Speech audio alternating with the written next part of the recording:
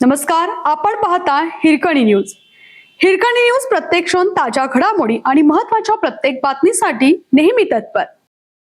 कलगुडगी खुनातील 15 जणांवर मोक्का अंतर्गत दोषारोपास मंजुरी.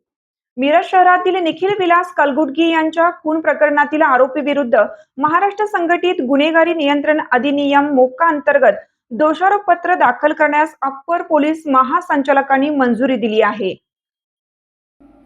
प्रथमेश सुरेश ढेरे टोळी प्रमुख, विशाल बाजीराव शिरोळे, सरफराज बाळासाहेब सय्यद, प्रतीक सचिन चव्हाण, करण लक्ष्मण बुधनाळे, गणेश उर्फ निहाल तानाजी कलगुडगी, सूरज चंदू कोरे, संग्राम राजेश यादव, सलीम गौस पठाण, चेतन सुरेश कलगुडगी, सोहेल उर्फ सुहेल जमीर तांबोळी, मोहम्मद सिराज उर्फ सोहेल अब्बास आगलावणे, अक्षय सदाशिव कांबळे, दीप अश्विन ढेरे यांचा या टोळीमध्ये समावेश आहे.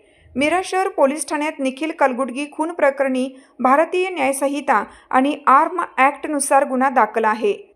या गुन्ह्याचा तपास उपविभागीय पोलीस अधिकारी प्रनिल गिल्डा करीत आहेत.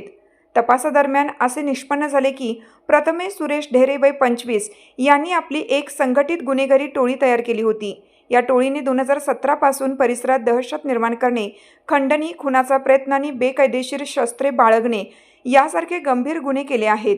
या टोळीचे वर्चस्व मोडून काढण्यासाठी पोलीस अधीक्षक संदीप घुगे यांनी विशेष पोलीस महानिरीक्षक कोल्हापूर परिक्षेत्र सुनील फुलारी यांच्याकडे मोक्काचा प्रस्ताव पाठवला होता.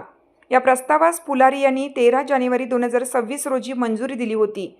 त्यानंतर आता या 15 जणांविरुद्ध विशेष न्यायालयात दोषारोपपत्र दाखल करण्यासाठी मुंबईतील अप्पर पोलीस महासंचालकांनी अंतिम परवानगी दिली आहे. या प्रकरणाचा तपास विटा उपविभागाचे पोलीस अधिकारी विपुल पाटील यांच्याकडे सोपवण्यात आलाय.